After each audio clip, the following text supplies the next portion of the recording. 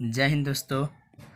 Ultimate classes by S Ansari इस YouTube channel के माध्यम से क्लास 12 बायोलॉजी के पेपर जो बिहार बोर्ड के होने वाले 2023 में आपको वे सारी ऑब्जेक्टिव प्रश्न दिए जाएंगे जिसके माध्यम से आप बहुत अच्छे से यानी कि 35 में 35 क्वेश्चन आप कर आएंगे। ये सीरीज आपको चलाई जा रही है, 2000 प्रश्नों की सीरीज है जो डेली बाय डेली आपको मिलेंगी और इस सीरीज में 15 से 20 क्वेश्चन हर दिन मिले जाएगा।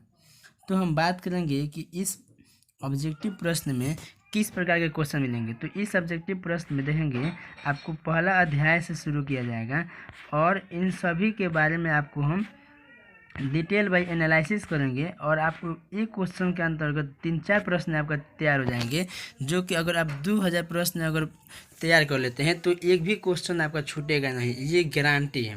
तो इसलिए आपको ये सीरीज के माध्यम से चलाई जाएगी class 12 biology objective question series, जिसमें आपको डेली बाय डेली 15 क्वेश्चन मिलेंगे या 20 क्वेश्चन तक भी हो सकता है। अभी से आपका 3 महीना का समय है। 3 महीना में डेली बाय डेली अगर 15 प्रश्न या 20 प्रश्न का क्वेश्चन करते हैं तो एग्ज़ाम आते आते बहुत अच्छा प्रिपरेशन आपका हो जाएगा बायोलॉजी के रिलेटेड। और इसमें बायोलॉजी में बहुत सारे बच्चे जो हैं वो डरते हैं। ध्यान रहे कि ऑब्जेक्टिव तो हम देंगे ही देंगे, साथ में कभी कभी आपको जो इम्पोर्टेंट टॉपिक थ्योरी का रहेगा वो भी आपको प्रोवाइड कर दिया जाएगा। तो हम आज ज़्यादा समय न लेते हुए बात करते हैं ऑब्जेक्टिव प्रश्न की तरफ। तो पहला प्रश्न जो है इसमें कह रहा है कि जब संतति की उत्पत्ति एकल जनक के द्वारा होती है तब यह क्या कहलाता है। तो इसमें 4 ऑप्शन दिए गए हैं, चारों ऑप्शन को बारी बारी से हम पढ़ लेते हैं। पहला ऑप्शन लैंगिक जनन, दूसरा अलैंगिक जनन, तीसरा है लैंगिक तथा अलैंगिक दोनों की बात ले जा रहा है, चौथा ऑप्शन इनमें से कोई नहीं।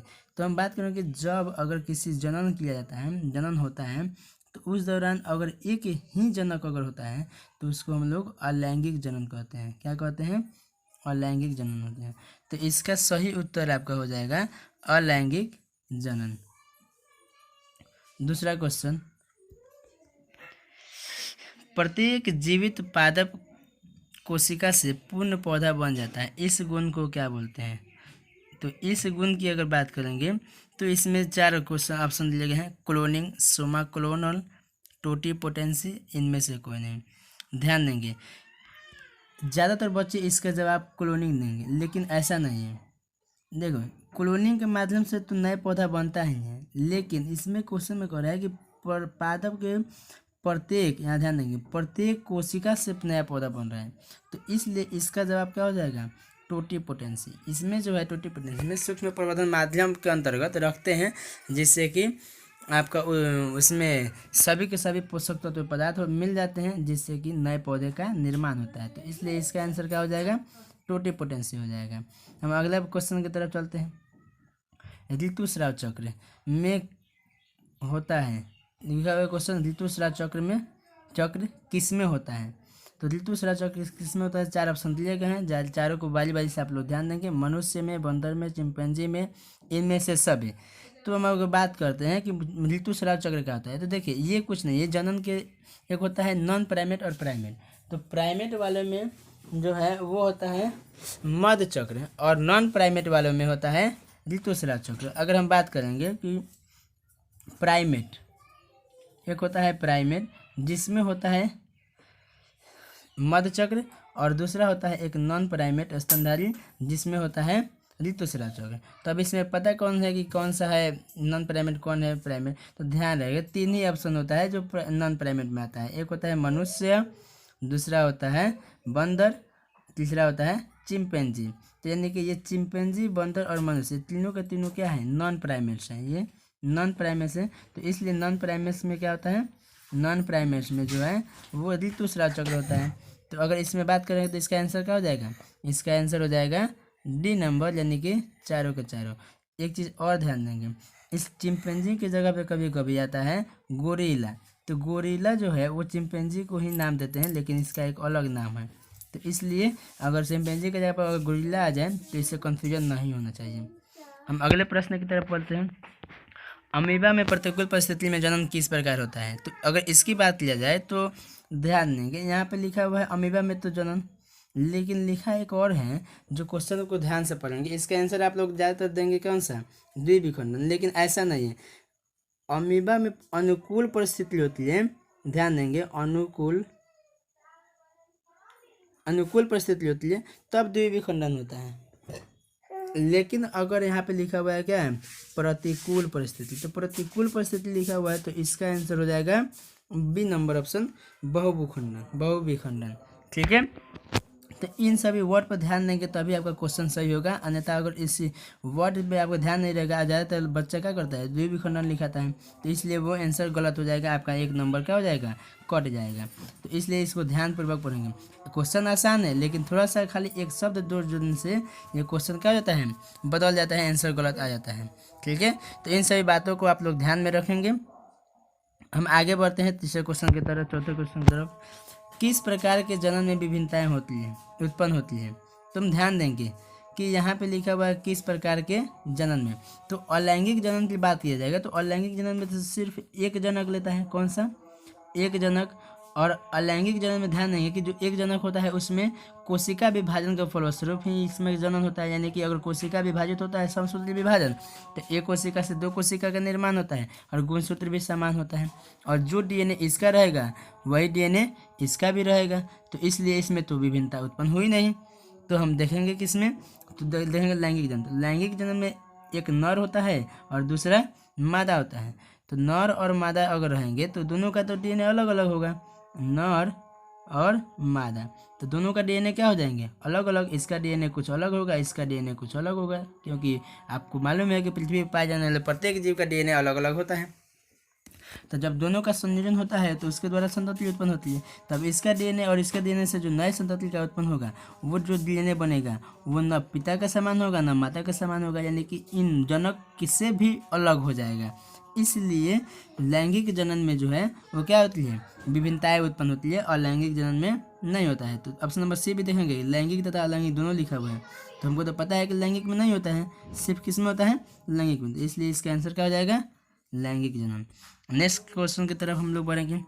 कह रहा है कि इनमें कौन अंड प्रजक प्राणी है, तो कौन अंड प्रजक प्राणी है तो बात करेंगे, तो अंड प्रजक की बात किया जा रहा है कि यानी कि वैसे प्राणी जो शिशु को डायरेक्ट जन्म न दे बल्कि पहले अंडे को जन्म दे और उसके बाद उससे शिशु का निर्माण हो।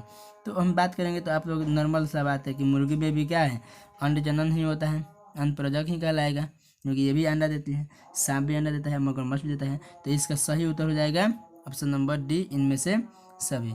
अगले क्वेश्चन की तरफ बढ़ेंगे। अगले क्वेश्चन में लिखा हुआ है प्रवावस्था के दौरान प्राइमेट्स में चक्रीय परिवर्तन को क्या कहते हैं। अभी हम समझाए थे कि प्राइमेट्स और नॉन प्राइमेट्स, तो प्राइमेट्स और नॉन प्राइमेट्स की बात लिया जाएगा तो हम बोले थे कि प्राइमेट्स वाले में क्या होता है, मध्य चक्र होता है, और नॉन प्राइमेट्स वाले में नॉन प्राइमेट्स में क्या होता है, तो नॉन प्राइमेट्स में ऋतुस्राव चक्र होता है और प्राइमेट्स वाले में मध्य चक्र होता है। तो इसका आंसर कौन सा हो जाएगा, इसका आंसर हो जाएगा ए नंबर। आगे हम नेक्स्ट क्वेश्चन की तरफ बढ़ेंगे। कह रहे हैं निम्नांकित में से द्विविखंडन किस में पाया जाता है, यानी कि कौन ऐसा जीव है जिसमें अपना जनन जो करती है तो उसमें द्विविखंडन होता है बल्कि बहुविखंडन नहीं होता है। तो द्विविखंडन की बात ले जाएगा, तो देखो इसमें न प्रतिकूल लिखा है न अनुकूल लिखा है, तो अगर कुछ भी न लिखा रहे तो इसका मतलब हो जाएगा कि वो अनुकूल के बारे में बात कर रहे हैं, सामान्य बात कर रहे हैं। तो सामान्य बात कर रहे हैं तो अमीबा में द्विविखंडन होता है। ध्यान रहे अमीबा के साथ साथ पैरामीशियम में भी द्विविखंडन होता है, लेकिन अगर बात लिया जाए क्या ईस्ट में द्विविखंडन होता है, तो नहीं, ईस्ट में द्विविखंडन नहीं होता है। तो हम बात करें कि इसका आंसर सही उत्तर क्या हो जाएगा, तो इसका सही उत्तर हो जाएगा ए तथा बी, अमीबा और पैरामीशियम। ठीक है, कोई दिक्कत, हाँ। ईस्ट में जो है इसमें जो जनन होता है वो होता है मुकुलन के द्वारा, तो ध्यान रखेंगे इसको भी, कभी कभी पूछ जाता है कि ईस्ट में जनन किस प्रकार होता है, तो इसका उत्तर हो जाएगा मुकुलन के द्वारा। चलिए ठीक है, अगले क्वेश्चन की तरफ देखते हैं। अगला क्वेश्चन लिखा हुआ है जन्म से लेकर प्राकृतिक मृत्यु के बीच की अवस्था को क्या कहते हैं। तो जन्म से लेकर प्राकृतिक मृत्यु के बीच की अवस्था को हम लोग क्या कहते हैं, तो ये नॉर्मल 2 नंबर का भी क्वेश्चन पूछ देता है कभी कभी, और कभी कभी ऑब्जेक्टिव में दे देता है। तो देखो पहला लिखा हुआ है जीवन काल, तो जीवन काल को ही हम लोग बोलते हैं जन्म से लेकर प्राकृतिक मृत्यु के बीच की अवस्था को। देखेंगे जीवन चक्र यानी कि जीवन में यानी कि जो अवस्था है उन दौरान कौन कौन से चक्र आ रहा है उसके बारे में करा, जैसे कि बाल अवस्था, शिशु अवस्था, किशोरावस्था, वृद्धावस्था, प्रौढ़ अवस्था, ये सब जो अवस्था है ये कहलाता है जीवन चक्र, जिसमें जनन, युवा, बालक, ये सब आता है। लेकिन जीवन काल पूछा जाए तो काल से भी तो संबंध आपको पता है। जीवन यानी जीवित रहना, और काल मतलब क्या होता है?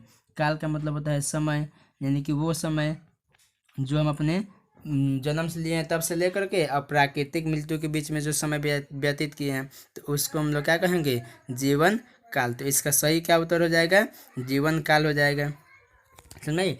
एक चीज़ का और ध्यान रखेंगे, जब अगर पूछ दे कि जीवन काल किसे कहते हैं तब आप इसका जवाब लिखेंगे जन्म से लेकर प्राकृतिक मृत्यु बीच की अवस्था को जीवन काल कहते हैं, और उसका अन्य नाम है जीवन अवधि।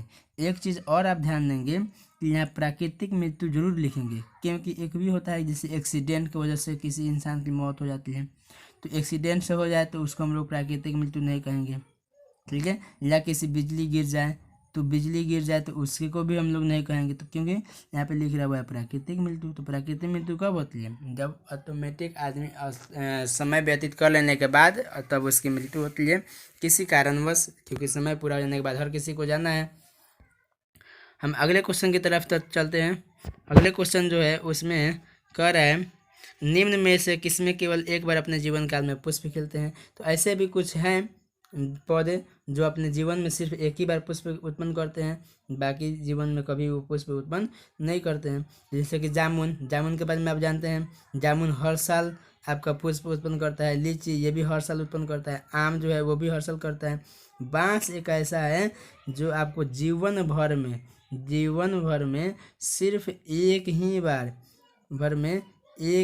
बार पुष्प उत्पन्न करता है, एक ही बार पुष्प उत्पन्न करता है। तो इस बात को ध्यान रखेंगे। इसका सही उत्तर क्या हो जाएगा? बांस। अगले क्वेश्चन की तरफ आ जाएंगे। निम्नलिखित में कौन उभयचर प्राणी है? तो इसका तो जवाब आप लोग को 6-7 से ही पढ़ते आ रहे हैं। तो इसका जवाब क्या हो जाएगा? उभयचर प्राणी का मतलब होता है कि जो पानी में भी रहे और स्थल में भी रहे, तो दोनों जगह पाए जाने वाले को हम लोग उभयचर प्राणी कहते हैं। तो वो कौन सा है? मेढक है। अगले क्वेश्चन की तरफ, निम्नलिखित में किसमें 12 वर्ष में सिर्फ एक बार पुष्प खिलते हैं? देखो इसके पहले जो प्रश्न था उसमें जीवन भर में एक बार, और इसमें आ रहा है 12 वर्ष में। तो 12 वर्ष में देखो सूर्यमुखी हर साल आता है, पीपल भी हर साल, नीम भी हर साल होता है, लेकिन नीला कुरंजी जो है एक ऐसा पौधा है जो सिर्फ 12 वर्ष में ही एक बार पुष्प उत्पन्न करता है। तो इसका सही उत्तर हो जाएगा नीला कुरंजी। अगला क्वेश्चन की तरफ आएंगे। अदरक में कायिक प्रवर्धन किसके द्वारा होता है? तो अदरक में कायिक प्रवर्धन की बात किया जाए तो देखो इसमें लिखा हुआ है राइजोम, जड़, ट्यूबर, बल्ब, सबका अलग अलग। देखो अगर आलू पूछता तो इसमें होता था जड़, प्याज पूछता है बल्ब। तो इस प्रकार अगर हम कायिक प्रवर्धन की बात करें तो इस पर एक अलग हम लोग टॉपिक है जिसको हम लोग करेंगे यूट्यूब के माध्यम से। थ्योरिटिकल पार्ट है, इसमें हम लोग थ्योरी अगर पढ़ लेते हैं ना तो इस तरह का कोई भी क्वेश्चन होगा तो छूटेगा नहीं। अपरास्तारी, भूस्तारी है ना, तो इस सभी को हम लोग एक वीडियो के माध्यम से आपको प्रोवाइड कर देंगे। अगर कमेंट में आप लोग कीजिएगा कि हाँ इस पर एक वीडियो चाहिए तो ठीक है। तो इसका आंसर आप लोग याद रखेंगे, अदरक में कायिक प्रवर्धन जो होता है वो राइजोम के द्वारा होता है। हम आते हैं, 1 मिनट, थोड़ा सिस्टम में हो गया है इसमें। देखो बच्चों थोड़ा सा सिस्टम में हो गया था, फॉल्ट आ गई थी। हम आते हैं कहाँ तक वो क्वेश्चन हो गया था, निम्नलिखित में जीव हो गया था, 12 वर्ष हो गया था अदरक है। हाँ यहाँ तक आप लोग कर देते, इसका आंसर क्या हो जाएगा? राइजोम हो जाएगा। और नेक्स्ट क्वेश्चन की तरफ आएंगे हम लोग, क्वेश्चन नंबर 14। तो इसमें लिखा हुआ है क्वेश्चन निम्नलिखित में कौन जलीय जंगली घास कहा जाता है? तो यानी कि जलीय जंगली घास की बात किया जा रहा है। तो जलीय जंगली घास की बात करें यानी कि जो जल में पाए जाने वाले बिना मतलब का कोई अगर पौधा है तो उसको हम लोग जलीय जंगली घास कहते हैं। तो देखो इसका आंसर जो हो जाएगा वो क्या हो जाएगा? हाइड्रीला, जो जल में पाया जाता है, जो बिना मतलब का है, और एक है जलकुंभ में। तो ये दोनों का दोनों हो जाएगा हाइड्रीला और जलकुंभ में। तो यानी कि दोनों का आंसर ए और सी होना चाहिए। यहाँ पे बी यानी मिस्टेक हो गया है, माई मिस्टेक। यानी टाइपिंग मिस्टेक हो गया है, तो हम लोग यहाँ पे बी की जगह पे सी कर लेंगे और इसका सही उत्तर लगा लेंगे डी नंबर ऑप्शन। और फिर हम लोग आगे की तरफ बढ़ने से पहले एक और पॉइंट को ध्यान दे देंगे कि जलकुंभी जो है, जलकुंभी को कभी कभी क्वेश्चन पूछता है कि बंगाल का आतंक किसे कहता है।